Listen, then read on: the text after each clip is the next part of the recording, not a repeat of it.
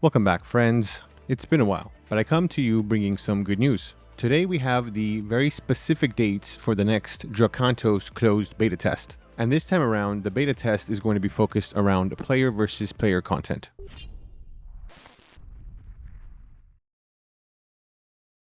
Okay, for starters, I will admit that I am a fair bit late on this information. For clarity, the dates for the Drakantos second closed beta test were announced April 30th. Now, the exact dates where the closed beta will be taking place will be on May 22nd, May 23rd, and May 24th. So once again, we will be having a 3-day window to test the game. And as I mentioned previously, this test will be focused more so on the player versus player experience. Now, some details regarding the new test environment for the next beta. There are some major changes that have been done to the gameplay experience. And if you've been tuning in, you know that this is based around the character and enemy movement, as well as the area for the attacks. If you're not caught up, the situation is that the previous beta test environment had all characters using a tile-based grid system. Essentially what that means is that you're walking through specific square tiles, and the movement felt a bit like lag in that sense for a lot of players who were not used to this type of movement system. And this also, of course, affected the attacks and the range of the attacks if you weren't aware how the space between you and your enemy was created. So this is just a refresher on that change. And since that time, they have changed it to mostly free form movement and attack patterns. So essentially, you do not have to use the grid-based system where you're just walking through tiles. Now you can move up and down, diagonal, and any which way you so choose.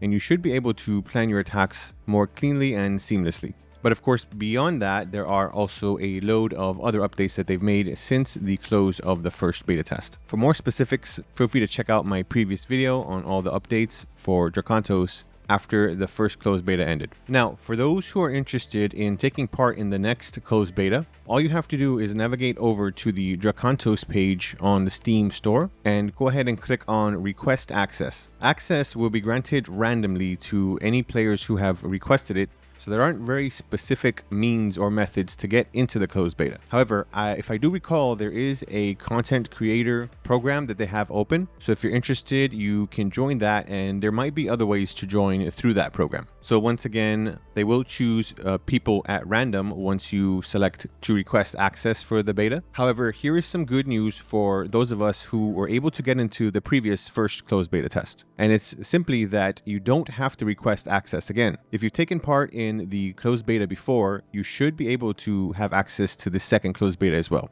Which means, thankfully, I will absolutely be taking part in this, and I'll be able to share a lot of those details once the second beta test is over. So for anyone else who played in the first beta test, once again, you do not have to request access the second time. You will automatically already be enrolled into the beta test.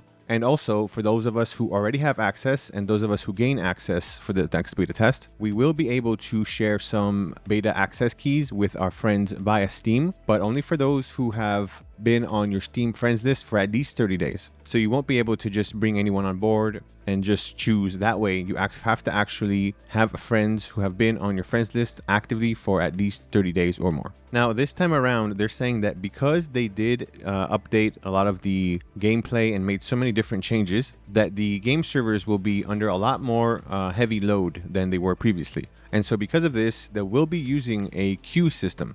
So that means not everyone may be able to get onto the game or the server at the exact same time. So please be aware they may be requiring a bit of a wait time to get into the game. Since we do have 3 days, hopefully that won't affect too many people, but definitely something to keep in mind when you're trying to log into the game if you're not able to get in for some reason. Now, there wasn't very many updates to go off of based on this information. This is essentially just an update for those of you who have been excited for the next beta test and those of you who are interested to see what the game has to offer. Now, they are being very specific here that the next beta is meant to test a lot of the new core mechanics, not just a lot of the PvP options that they've put into the game, but also all of the new updates that they've made, especially the new game movement mechanics and battle mechanics. They also say, though, that this next test is meant to be a smaller one than the first beta test and actually will not be actively advertised like the other one was. And they are saying here that for those of us who are able to take part in the PvP modes that they've created, there are certain special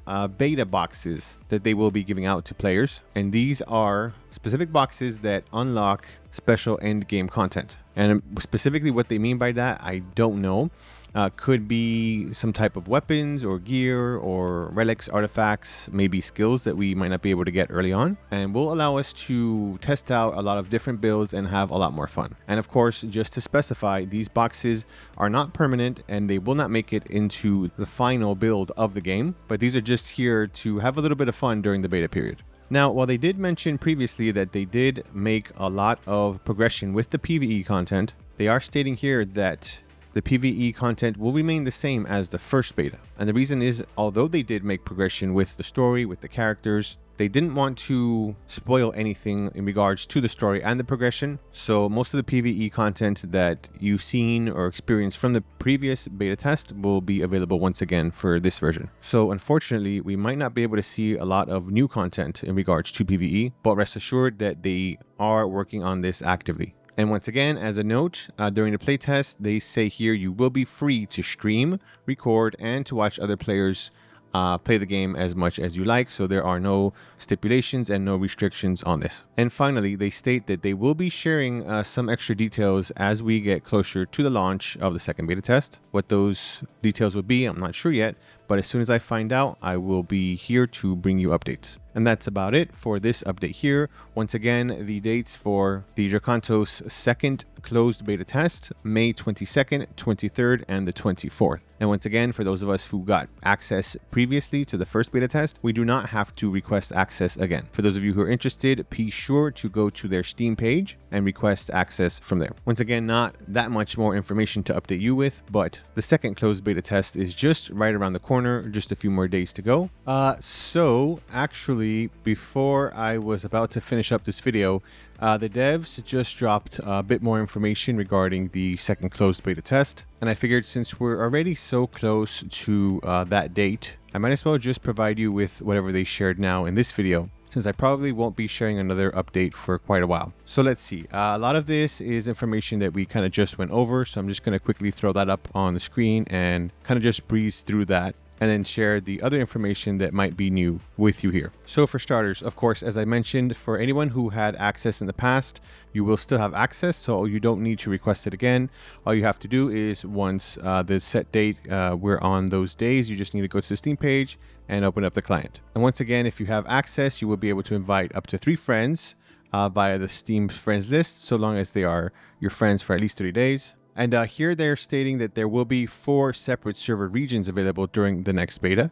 And those are North America, South America, Europe, and Asia. Now, one thing to note is once you select the region, you won't be able to change it during the beta test. So make sure you choose the region that suits your needs. In regards to languages, for the next test, these languages here will be supported: English, Portuguese, Brazilian, Spanish, LATAM, Spanish, Spain, Simplified, Chinese, Japanese, and Polish. Just a note as well that the Japanese and Spanish Spain are not fully 100% translated, so you may still come across some untranslated phrases. Now, if you notice any incorrect words or phrases or any type of issues regarding the localization, please feel free to report it to the devs. And as I mentioned just a bit ago, because of the new gameplay changes, the servers are going to be under a lot more load. So once again, there will be a queue system, so you may not be able to log in immediately and get access to play right away. But keep trying and you should be able to get in. Hopefully everyone will be able to give it a shot. In regards to reporting bugs, all you need to do is hit Control R. And please try to be as specific as possible when describing the issue. That way the devs have a lot more information to go off of to try to get that fixed as soon as possible. Now, some details here that I did mention before. So once again, this beta test is going to be focused mainly on PvP. They are rolling out a lot of the new gameplay improvements in this second beta test version, which are things like fully free movement, updated mouse controls, And they said here shift to full action combat instead of the other previous hybrid system. Now, once again, for players who aren't interested in testing out the PvP system, the same PvE content from the previous beta are available. So if you'd never got a chance to try it out last time, you can try it out this time around. And once again, what we have available here are the same 15 heroes from the first beta, so no one new at this time, but you will be able to retest these out, or if you didn't have a chance to last time, you can do it this time around. Now, they did want to mention here that because of those new gameplay and combat changes, a lot of the heroes are going to feel a bit different to play this time around. So for those of you who had a sort of a flow going with the previous type of system, you may need to test that out and play around with it a little bit to get used to it. And as I mentioned before, during this beta test, they are going to be giving out what's called beta boxes, which have a large variety of different orbs, artifacts, and in-game stuff so that you can test out different and unique builds. But once again, the focus is mainly on PvP. In regards to these beta boxes, there will be 3 different versions of them. There will be Orb Box, Artifacts Box, and Trophy Box. And depending on which one you get, you can choose from 3 different options here. Important note, so whenever you're opening the Orb Boxes, you want to make sure that you're using them on the hero that you want to actually get the item and not an alt. That way you can make sure to use it for the current character that you are working with to upgrade. Now, here they're getting into more details in regards to the different PvP modes that they have available. So first up is Control, and essentially you are inside a circle here, which is your zone, and you're trying your best to maintain that area while keeping your enemies at bay. And the longer you stay there, the more control you take over your territory, and depending on that, will determine the victor. Next is the escort mission. Essentially, you can see here there is a set line where this crystal is following, and your task is to protect the crystal until it gets to its destination. At the top, there is a progress bar, and then the minimap you can follow along with the route where the crystal is headed to. So in this version, you do have to make sure that you are protecting that crystal at all costs, and you should be able to hopefully plan ahead. Next is Assault mode, and this looks to be the biggest mode of them all. And essentially here, this is the version that's similar to a MOBA and has both towers and cores. So essentially here, it looks like the purpose is for you to destroy the towers of your enemies, and once the cores are exposed, you have to destroy those. So for anyone who has played a MOBA, you sort of more or less know how this works, and for those who haven't, this is something I think worth testing out to see if you like it or not. I'm not particularly a huge MOBA fan, but I kind of get how it works. And just some additional information here based on the PvP combat modes. So essentially, Assault is going to give you more rewards compared to Control and Escort missions, and that's because the Assault mode does last longer, so the rewards are meant to be in proportion to your playtime. Now, specific achievements are faster to get when playing Control and Escort modes, since those are much shorter. Other things to note here is in Control and Escort modes, artifact charges are reduced by half. When you press the mouse wheel button, it should open up the ping wheel, and from here you can choose a specific ping option. And if you want to open up the scoreboard, you're just going to hit tab on the keyboard. Not really sure exactly how all of these play out if you're using a controller, but probably better off using the keyboard for these specific options. Now, some skills and artifacts say up to X amount of seconds. When it says up to, it pretty much is just referring to the fact that effects can be reduced against players or bosses, and this is of course for balance reasons. So it may be different when playing PvE versus PvP. And now in PvP mode, all the characters are set to the max level and have the max equipment and skills. Essentially, this sort of attempts to make this a fair play by having every character with their topped up and max abilities to be able to give the playing field a much more even layout. Now, good news for people who have been waiting for updates to the hotkeys and controls on the keyboard. So since the game updated its combat, now the game is fully action-based, which means that there is no longer a target system like before. So as before, you had to actually click or select an enemy in order to be able to attack them, or just attack in general. But now you are free to attack and use skills in pretty much any direction that you choose. So for mouse and keyboard, you do have to aim using the mouse in order to attack in your specified direction. And left click is your basic attack, and the right click will be for your special attack. Now, your character will automatically face the mouse direction when attacking when you're using mouse. In regards to the controller, the movement should feel much smoother and more fluid, since in this case, it's now a 360-degree full movement instead of just the 8-direction tile-based movement that we had before. And this also applies to things like dashes. Now, for the controller, in order to aim in the direction that you want to attack, you do have to use the right analog stick to face in the direction where you want your attacks to aim. And essentially, you'd want to hold that specific direction so all attacks can be aimed in that way. So something akin to a stick shooter, a twin stick shooter, where your left analog stick will be your movement and then your right analog stick will be the face, wherever you're meant to face to attack the enemies. Keyboard and mouse are meant to play a lot overall easier at this point, while the controller movement is supposed to be more fluid, but of course that's something that's going to take some getting used to. And now this is a good fix here, is that you can now use basic attacks outside of their cooldown, but in order to even this out, they work in a stamina-like way.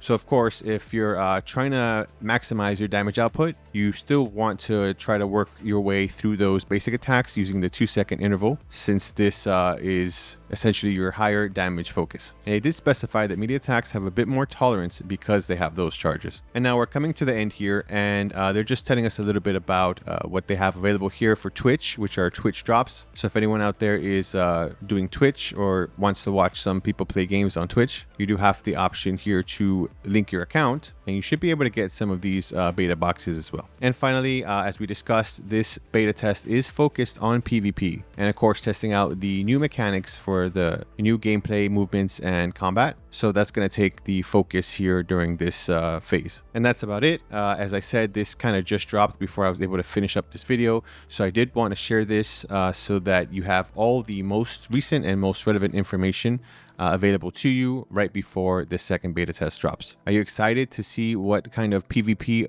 they have available for us to try out? Are you interested to test out the new gameplay mechanics and the movement system? Are there any characters in specific that you're dying to play again? Let me know in the comment section below. If you enjoy gameplay, narratives, game reviews, gaming news, and commentary, consider liking this video and subscribe to The Hero's Blade. Until next time, wish you all the best and God bless.